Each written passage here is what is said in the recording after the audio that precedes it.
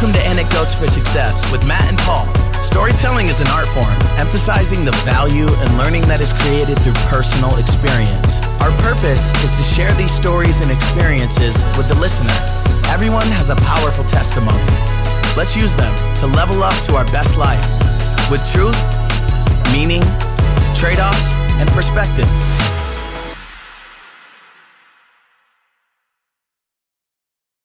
We'd like to give a big shout out to Isaac Mather for the new podcast intro.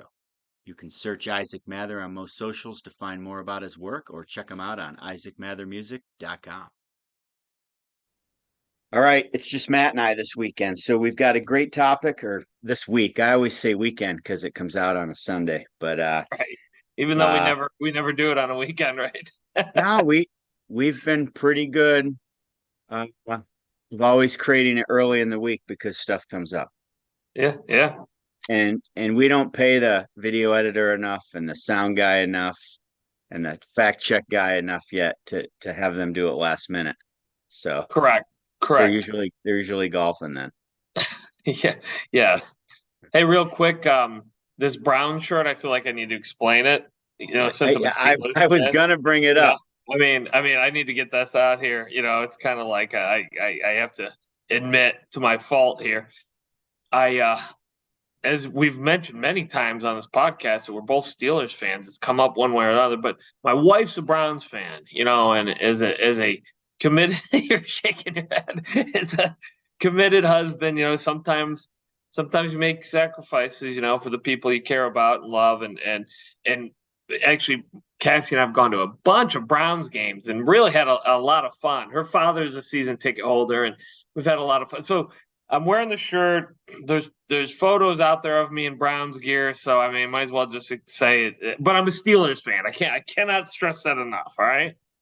I didn't think much of it because I know you guys go to all sorts of sporting events professionally and collegiately in America, and then you go to some overseas when you go. I know you're a big soccer fan. So one thing I've noticed, because I mean, if you don't post it on Facebook, it never happens, right? I mean, Bingo. Let's just get that out there. So when I stalk your Facebook photos, and you always are dressed in the memorabilia of the team you're there. So that's what I thought it was. But the fact your wife's a Browns fan, God bless her, Oh, brutal. And then I've got to live with some of that, that the disappointment. I mean, I don't know if you remember last year, but we were at the Jets-Browns game where the Browns were up 13 with about a minute 45, we'll call it. And they had just scored and they were kicking off, and we were there, and we decided, let's leave. We're gonna head out. We're gonna leave. This game's over. We're out in the parking lot, and the Jets on our leaving on our way to our hotel or whatever. The Jets win the game. I'm just like, this Browns thing is for the birds. Like, I don't want anything to do with this. It's horrible. Well, let's not even forget about the original Browns went to Baltimore and then won a Super Bowl. Yeah, with the Ravens, as you were alluding, yeah. But I've heard they're one of the best fan bases. I mean, to be at one of those games and the energy. They really are. I got to give them credit. They really are, and it's a fun experience. And I've always seen them treat everyone really well. Because I've been to a lot of them, and anyway, it's a fun stadium. It's a cool city. If people haven't been to Cleveland, give it a shot. I like to call it names to my father-in-law, but to in reality, I really like it. We like to visit it. So anyway, I just figured I'd get that out in the open. I feel like the Clevelands, the Pittsburghs, they've really cleaned themselves up as cities. Both those cities are really great, and they're a lot different than they would have been 30 years ago. I mean, I think I read recently Pittsburgh, which is got that blue collar, steel mill kind of history to it. I think it's one of the most highly educated cities in the country, way up there, and do a lot of things in tech and that kind of thing, which is just a interesting, difference in what kind of you think of with Pittsburgh. But both great cities. I go to both quite a bit, and both good places to visit. So. No, I'm nervous because my youngest is out in Chicago now, and I'm very worried she's going to become a Chicago fan in every sport. Well, let's check the boxes here. Bulls wouldn't be half bad, right? So No. the Cubs would be fun. I mean, you gotta love the Cubs. The Yeah. best stadium, or Wrigley Field's the best. You start though. You get in. Hockey. They got it all though. You know what I mean? Blackhawks. Yeah. The Bears. They're just they're heartbreak. If you take out the Super Bowl shuffle, that there's a lot of heartbreak there too. Yeah. I think Mike Ditka put a curse on him when he stopped coaching, because he can do that. He can do that. Supposedly, the Bears are moving out of the inner city Chicago into the suburbs. You're kidding me. Yeah, there's a place called Arlington Heights, and there's an old horse track there that's vacant. Supposedly, that's the basis of where their new stadium's going to go. Wow, I hadn't heard that. Interesting. Too much of a pain to get down there, and sometimes people say, you know what, I don't need that experience. Who knows? I don't. Yeah. Who knows? Anyway, maybe they're gonna now because I suggested it. I don't know. We'll it's a good idea. See how it goes. So, all right, income streams. Yes. How difficult is it to create another income stream? And based on your answer, why don't people or do people do it? Well, it's an interesting topic, right? Because I think it's one of the kind of universal things I hear from people who are quite, self-made and put them in whatever category you want. I don't know what the right term is, whether it's rich or wealthy or whatever you want to call it.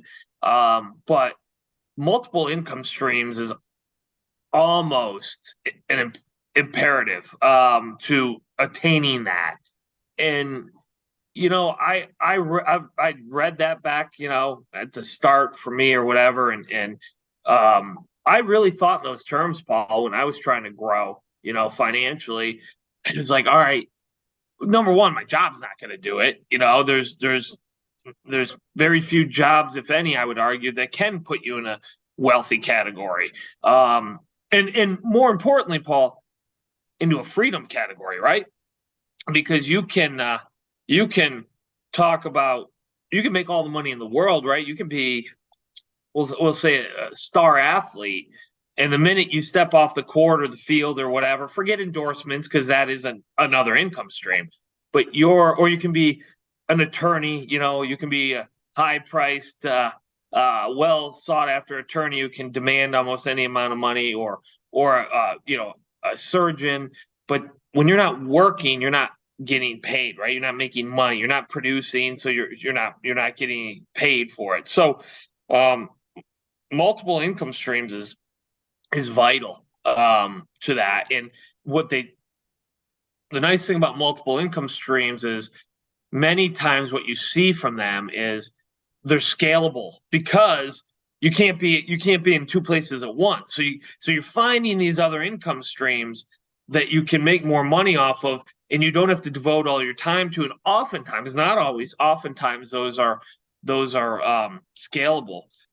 But for me, when I started, Paul, I was working. I had a job. I was also teaching, and I was using that money as investment money. So I had two income streams just from two different jobs. In one full-time and full-time plus, and then one just part-time, if you will, as an adjunct for colleges and universities. And I use a lot of that as my seed money. And that wasn't all I was doing. But I was investing in real estate, and I was promoting events and shows all at the same time. So I had like, 4 different income streams coming at when I was really kind of getting started. But one of the things, one of the things that was so important in that, one of the things I learned, I may have said this on our podcast before, the Paul, is I was working for years, decades probably. I was working 60, 70 hours a week, sometimes many more. No regrets. No one was forcing me to do it. I had goals. I had dreams. I enjoyed it in most cases. It was exhausting at times, but one of the things, a guy I know who's really into real estate and has done a wonderful job and just super successful. He and I, this was probably 5 years ago or less, but I was saying, we were talking about kind of how we'd grown and what we'd done. I said, I wonder what kind of was the difference between maybe us and other people. And he asked me, he goes, well, how many hours a week do you think you've averaged over the last 20 years? I go, boy, I don't know. 60 at least, maybe more. He goes, me too. He goes, we've put in 50% more work than other people our age, maybe more. And he goes, of course we're going to, things exponentially expand when you put in more time and more hours. Like if you work 40 hours a week, are you going to earn more than someone who works 20? I bet you will. If you work 45, you're going to earn more than someone who works 40. I bet you will. And once you get above 40 and into 45, 50, it starts to really boom. I think statistically, there's been some studies done on it. But anyway, I'm rambling a bit on this, but there's a lot that comes to mind with that topic for me because I think it's vital. I think it's vital if you want to get where you want to be. Well, there's definitely a couple ways to look at it. Income streams could mean more than one job. For me, that's not sustainable for freedom. Because at some Correct. point you'll have to stop. But I tell students, and I did it myself for years. All right, I'm a teacher. So my biggest asset to myself is all the free time I have, right? I certainly get capped on income. Yeah, I get a pension, which we won't touch base on that today because I know your feelings about that. I mean, you know. No, right. Yeah. I get it, but I coached. I gave golf lessons. I worked at a golf course, when I was younger. And you take that money and you save it. You don't buy more crap with it. Right. You save it. So then when you're old, like I'm rambling now. You could have a job, then you could have a part-time job, let's just say waiting tables on the weekends. And you could take half that money and invest it. And then you could take half that money and save it for retirement. And 10, 15 years later, you could start drawing off the money you just invested. Depending on what percentile you use, that's a different formula based on markets. You could have an additional income stream for the rest of your life now. It might be 100 a month, 200, 500, and now you're off to the races. And you probably won't blow it, even though you have access to it, because you've been used to watching it grow and you've been used to not using it. But you could use it for different things, right? Oh yeah, you could use it for a lot of things. And one of the things that I talk to people about it who I'll use an example who want to get into real estate. And I'll say, hey, what are you doing? What are you doing your nights and weekends? Because let's say they have a traditional job, a 9 to 5 or whatever it is. Right. Well, nothing. Normally it's like, well, I'm reading, I'm educating myself. They give you some answer like they're really doing something productive. And I'm like, go bartend, go serve. Go get a job doing something, make some money. And this is generally what I get. Oh, no. Number one, they can't understand, like, wait, I already work 40 hours a week. Why should I have to go do that? Well, you don't have to. But if you want to get where other places that, to that dream, to that level, to the freedom that is what really matters. What I tell people all the time is what you truly want. You're going to have to make some sacrifices. And maybe that's 15, 20 hours more a week for 10 years. Guess what? I did it. I did it much longer than that. And I'd do it again in a heartbeat. But I say, well, why don't you go do some of that? So the first thing is, well, I already work and, I want my free time. Great. That's fine. But don't wonder why you're not reaching these other goals. You just answered your question. You're not willing to make the trade-off. The other thing is I hear, Paul, is let's say I make a couple $1,000s or a few $1,000s doing this. That's not enough money for me to get into real estate, and I want to get into real estate. And my reply to that is no, it probably isn't the first year, but if you keep putting it away, that's all I was doing. I was just putting money away. I was not spending it on materialistic thing. I wasn't spending on a lot of things. I just cut my expenses as bare bones as I could, as you well know. But that's how these things are built for the. What's your alternative? Play the lottery? Okay, that's a fool's game. Hope you inherit some money someday. Okay, what are your other options? If you're not willing to do those things, Paul, then you're not playing to win. You're just dreaming. You didn't set a goal and you're not acting. Now you're just dreaming and talking because it's easy. And that's what most people will do. It's absolutely what most people will do. But if you want to get to those levels, you're gonna have to make some sacrifices. They call the Put some money lottery away. fool's tax because 80% of tickets are bought by 20% of the lowest income earners. Yeah, and I mean, I think that says a lot about people in those categories, oftentimes who don't know any other way to maybe change their life, right, financially. And so all they have is what it call a dollar in a dream, is I think is what they used to say for the lottery. And when that's the only option you feel like you have, that's a terrible place to be.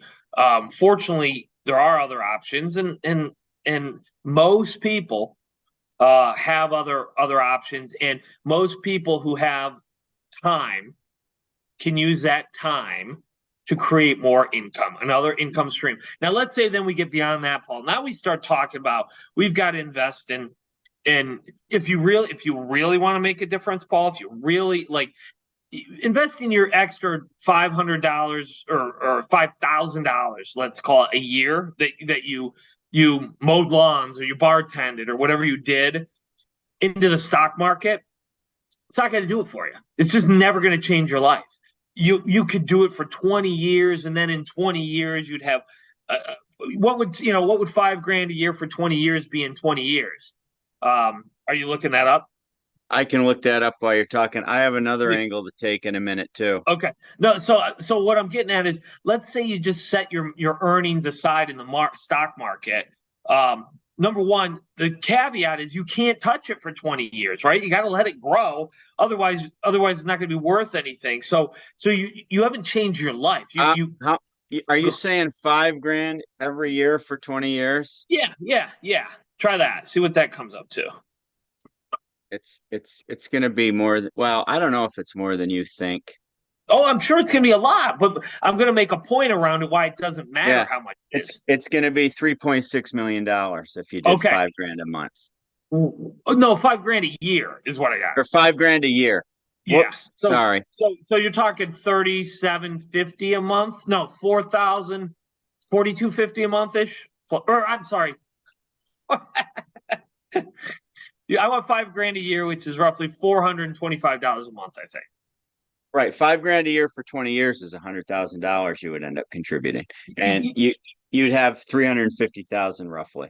Right, give or take 8%, give or take. Right, which by the way, in 20 years is going to be half what it's worth today too. So let's call it 400. It's only going to be worth 200.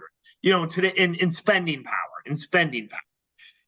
That's one thing everybody's got to bear in mind when they look at the stock market. They look at what they get after 20 years, 30 years, 40 years. But you got to understand, that's just a number. It's not what it's worth in spending power, but that's a different conversation. Go ahead.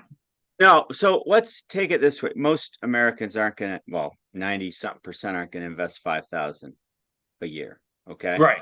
Okay. I look at it this way. If you're 25 and you invest $100 a month into a Roth IRA, you'll have $1 million at 65. Yep. If you wait till you're 35 and start investing $100 a month, you only have about 300,000. Those 10 years cost you 700,000. So what if you're 18 and you have income stream where you put $100 a month into an IRA, again, that you can't touch for 30, 40 years? That's a hard sell for a lot of young kids. But then you take the other 100 you make, say you make $200 a weekend serving tables. 100 goes into that you can't touch till you're older, and 100 goes into just maybe you buy something, maybe use it for vacation, maybe you use it for a car. I don't care. Maybe every year you start, I'll get to real estate in a minute. People can't stand doing anything for 10 years, 20 years, yet alone 30 years, right? If you invest, at least you have the choice to pivot into other interests when you get older. If you don't put any money into if you don't have other income streams, or you don't save any of it or invest any of it, you're stuck because you get accustomed to your income and your bills, and you could be devastated by any type of accident, family emergency, or anything like that. As far as real estate goes, you could invest $15 a month and buy a real estate investment trust where Mhm. you buy it's an investment where you're buying a company that buys real estate and they pay dividends out. They have to pay all their dividends. They have to pay out 90% of their profit. They have to pay out to investors so they don't get taxed on the 10%. So you could invest in real estate investment trust for 5, 10 years. Now you have a lump sum with maybe some equity you get through a home you have, and then you purchase another apartment or you actually get into physical real estate. But people don't want to take time to do that, do they? No, of course not. Everyone wants a path of least resistance, the easy way out. But the only problem, Paul, with investing in a real estate investment trust or any kind of stock, bond, any kind of those program is the problem is it's not going to pull you out of the rat race. If your goal is freedom and getting out of the rat race, none of those things will do it. There's only one way. There's only one way out, and that's business. And that business can be any number of things, but it has to be a scalable business. If it's not a scalable business, you are not able to get out of the rat race. And that, for me, is probably the people who talk about additional income streams and change the freedom that I like to talk to people about and want people to have. It's only there for large. You got to make more money. It's got to be larger amounts of money, and putting money in the stock market or anything like that is never going to produce those kind of returns quickly enough and large enough to get you out of the rat race. Well, let me ask you this. So you have a 9 to 5, and then you're putting money into, let's just say, a real estate investment trust. The reason I like them, there's plenty that give 10% a year just in dividends that gets reinvested into more stock. That has nothing to do with the price going up and down. Right. Guaranteed. That's just dividends. So 10 years go by, you've worked at your job. Let's just stick with the same theme. You serve tables, then you met a chef that wants to break away. Now you have this 10 years worth of investment. You now have the option to maybe open your own place because you have the experience. So that would be the start of when you might start breaking away because now you own a place, right? Yeah. What you have to do, Paul, is you have to use the money you've saved and put away and investing it into something like that's liquid that you can get your hands back on and then use is great. It's fine. You should do that. But what you have to do is ultimately take that money and leverage it against debt. You have to leverage it against debt with a lender, a bank, a credit union, or whatever. And I'll use a great example: a piece of real estate. Let's say you spend 10 years and you put $5,000 away for 10 years. You're probably going to be approaching a couple $100,000 if you've invested it and that kind of thing. Now you got $200,000, right? Liquid that I can pull. Now I can buy $1 million property right now with my $200,000 because the bank's going to want 20% down as of today. So now I can leverage my $200,000 into $1 million property. Now I've got $1 million property, and let's just say that $1 million. And by the way, that $1 million property is not a house I'm living in. It's not a piece of land. It is something that produces income. It's an income producing asset. It's going to be a multi-unit building of some sort. It's going to be commercial real estate. It's going to do several things for me now. Now I've got this piece of real estate. And if I'm buying it for $1 million, I had to expect a 10% cap rate, let's say, on it. So it's going to generate me another $100,000 a year in net income. Now, I'm going to have to pay my loan out of that $100,000. So we got $1 million property now, Paul, and we put 200 in. So we got 200,000 in equity in it. Now we got a loan on it, right? But our tenants are paying the loan. We're driving 100 because we got a 10% cap rate. Just means 10% of what we paid for the property. So now we got 10% cap rate coming in. So now we got $100,000 coming in, and let's say it costs us $60,000 to service the loan and the taxes and all those other things. So, Paul, now all of a sudden we got $40,000 a year in income coming into us. Now we make another $3,500 a month or $3,250 a month, whatever the math is, coming to us as income. And what are we going to do with it, Paul? Are we going to go buy a boat? Are we going to go on vacation? No, we're going to take that income. We're going to sock it away till we have enough money to buy another piece of property. And every month when we're paying this mortgage on our $1 million property, which by the way, again, the tenants are paying. We're just they're paying us and we're paying the bank, right? Now every month we're paying down the debt on the loan. So now it started at 800. Now it's at 790. Now it's at 780 and over time. Now and the property, because we bought a good one, is going up. It's appreciating in value. So now, Paul, 3 years into this, we owe $700,000 on it, I'll say, but it's worth 1.2 according to the bank. We got $500,000 in equity, Paul, plus the $40,000 we've been making in profit in 4 years. So we got another 120 put away. We got $500,000 in equity, Paul. We're going to go back to the bank because we're a good customer. We're paying our bill. We're paying them on time, and we're going to say, hey, I want to borrow against that $500,000 in equity. And most banks are going to say, sure, it's a commercial property. We'll give you 75% of what, of equity into the building. But we might be able to scrape another couple $100,000 out of this property, Paul. So now we've got the 120 we made over the last 3 years, plus another 200,000 in equity that just came from appreciation and paying down the note. We're sitting on 320, Paul, right now, and we're going to take it. And now we can buy a place for 1.5 million, right? 20% of 1.2 million is 300,000. Now we got a second property and we're just doing the same thing. And that's how you change your life, by bartending and mowing lawns on the side. Well, so that's what I was going to get, because you explain this to my students and nobody does it because they're too self-centered on college and debt and careers and other. No, but seriously. And those are all those are all not terrible things, but yes, that's part of the problem. You're right. So I think what I try to do, and I'm just playing devil's advocate, kids are going to be like, well, I don't have 20% down for anything. And that's why I don't like teaching retirement, because they never see themselves older. And when I start talking about IRAs and 401ks, you have to be 59 and a half and the money's tied up and you can never use it, right? Yep. But they could invest in an ETF, a real estate investment trust, even just a mutual fund, and they can take it out at any time they want. And of course, they'll have some capital gains taxes. But you bartend or you have the side income stream to put some money in an investment that's faster than a savings account, right? Way faster. That 5 to 10 years later, you're not going to lose money on, because that's how markets work, as long as you're not trading. But now you can pay some taxes. It's liquid. You can take it out. Now you start leveraging it. That's what you're saying. Yeah, that's what I'm saying. And Paul, I'm also saying too, you're doing your side hustle where you're making an extra. I'll call it.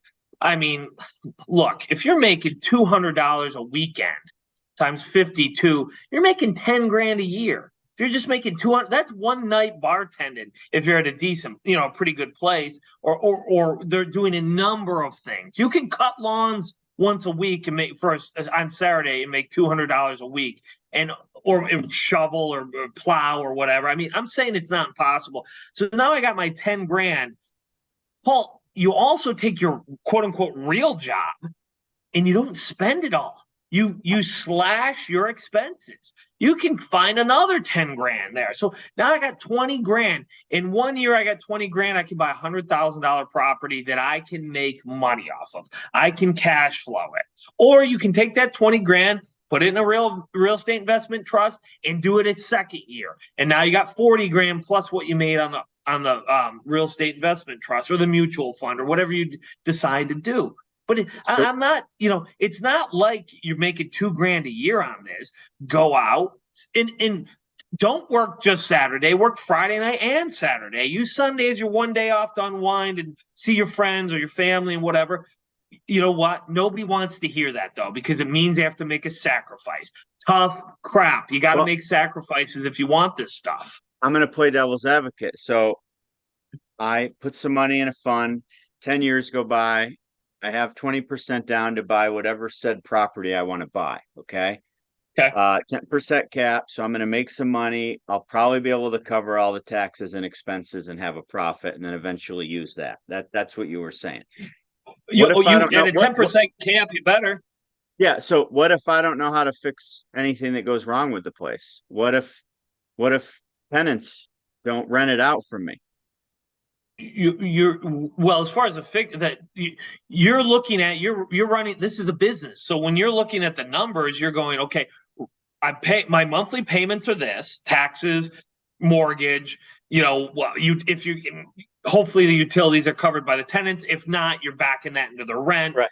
Right. You're looking at the numbers, and then you're building in there 10-15% vacancy, and you're building in there 5-10%, or whatever your numbers are of maintenance. These are all the things you got to do due diligence on.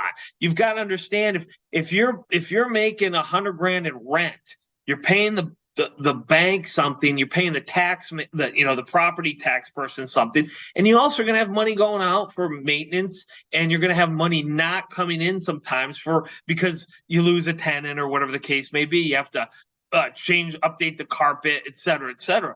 These are all the things that you can't get the returns on this kind of money and leverage it that you get by owning real estate and owning your own business without some risk. You want to earn 6% or 7% on $2,000 a year and never have anything and never have free time for the rest of your life. Go invest it. Go invest it in the stock market. You want to change your life and become wealthy and become get your freedom and live a lifestyle that very few people get to live. There's going to be some risk and hard work involved, and that's what it's going to take. But that's all part of it. It's an important point you bring up, because those things are there. And guess what? You're going to make mistakes. You're gonna do some dumb stuff. You're going to learn from it and keep going on. But Paul, I can't change a light bulb. You know what I mean? No. I don't. But You don't have to have those skills, is all I tell people all the well, time. the reason I'm bringing this up is you explain this formula every year in school, and the kids just look at you with blank stares, and very few get it, right? Very few. Or take action on it, or Or they get it, they just don't do it. right. So, and I'm saying this live, just brainstorming. What if this year when you come in, I mean, I haven't asked you yet, but I assume you will, Oh, come of into the course. Yeah, class. can't wait. It's about making some extra money early and holding on to it said way. So now you have choices to leverage it later. You know what I Yeah. mean? Yeah. You tell the story. I hope you don't mind if I say this. I'm going to say it anyways. You started with a very small amount, and you had some business family members help you get your first apartment. Correct. I was just going to say, I brought in partners. It was me and two family members. Correct. But I asked to join. you had to work and save that money first.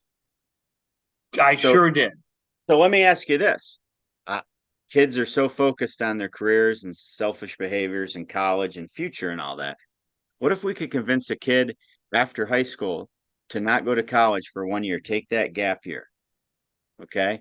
Save 10, 20 grand, which they could do if they were home, and then go about college for 5 years and then go work for 5 years. So now they're 28 and that money's been accruing all that time, and then start this. Would that be a bad thing for them? It wouldn't be a bad thing for them at all, but I think they could get going sooner. I mean, I Okay. think and Paul, one thing they can do is what you just pointed out: bring in a partner. Maybe you've got a buddy who can fix everything, but this person doesn't have any money, but maybe they have the time. Maybe they can be the rent collector. They can be the maintenance person. I mean, these partnerships exist all over. Guess what other kind of partners you can find? The partner who has money, right, but doesn't want Yeah. to do anything. And then you go, Right. and so now I don't even need money. I find probably an older mentor, someone like that, who's got some capital sitting around that they would invest and say, hey, look, let's go buy a piece of real estate, but you're going to handle the maintenance. You're going to handle some of these other kinds of things, and maybe you're not 50-50, maybe you're 75-25. There's a Well, million ways to I skin a was going cat. to ask what's in it for the person with the capital. I mean, I'm asking you this as if I was someone new, not me. Yeah. I Well, know what you're going to say, but it's not 50-50 if they have all the money, or is it if the other person's doing all the work, or is that a personal business thing? It's totally personal business decision, right? And maybe it's like, hey, look, we're 50-50 after I get my initial investment back, or you know what I mean, and you get paid for some of your time. I mean, I could come up with a million different ways that may or may not work, but Right. those opportunities are all out there. But if you want to be your own boss and you want to have that kind of freedom, the only way to do it is leverage debt, good debt, leverage good debt on real estate, on businesses, those types of things. You can't save your way to it, and you can't invest your way to it. It doesn't compound quickly enough. So you have to leverage it against debt from a lender. All right, so we've got a new curriculum for high schools. I'm gonna end with this and see if you agree. So let's just say kids have to go to public school the first 11 years and do what they do. Okay. Year 12, I mean, I'm not just talking my program. In America, year 12, the seniors don't have a lot of classes they have to take. College people want them to take a lot of college courses. Maybe that's an option. It is an option, but if they could find mentors and shadowing in year 12, then say they're stuck on going to college and they use their college years to build relationships, find future business partners, because you're around minds all day, whether it's faculty, right? Kids in clubs, etc. And you're building relationships and forming your business partners while you're working side jobs to save money. By the time you're a senior in college, you should be getting the ball rolling on some sort of business. You would, especially if you're talking real estate and some of these things that are so tried and true, Paul. And there's blueprints out there. It's like, that's what I did. Do this, and you're not inventing the next Uber. You know what I mean? You're not. I was talking to a buddy of mine who's a business owner, and we were together Sunday, and we were both lamenting how everybody talks about entrepreneurs like every entrepreneur's got to be Elon Musk or Mark Zuckerberg or it's like, no, the entrepreneurs is the person who owns 12 liquor stores, right? Or 4 gas stations or 30 rental properties. These things are all out there for anyone. They're all over the place. You don't have to invent anything. And I think it curtails so many young kids because they're like, well, I'm not, and this was me, I'm not creative. I don't have any grand ideas. It's like, no, you don't have to. What you have to do is read, educate yourself, and find out how these things work, and just follow what the people ahead of you have done. And let me ask you, can you have a job or a career because you like it and do this stuff on the side? 100%. That's what I did. Yes. Then so what's wrong with that? The freedom comes when you decide that maybe you can take a step and break away and do it full time or scale it out.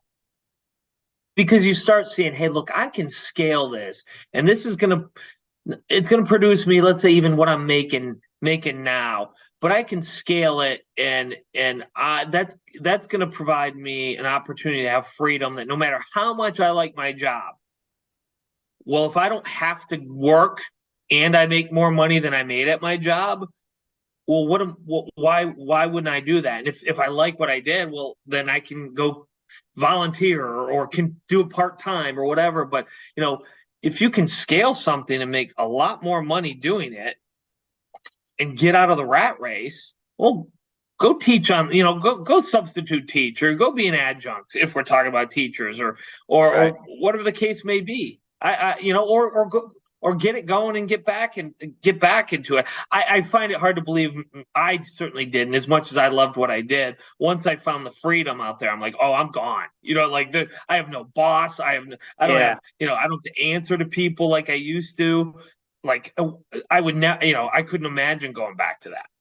Well, it's funny. I remember when I first took my new teaching job, 8 years ago, and we reconnected, right? Yeah.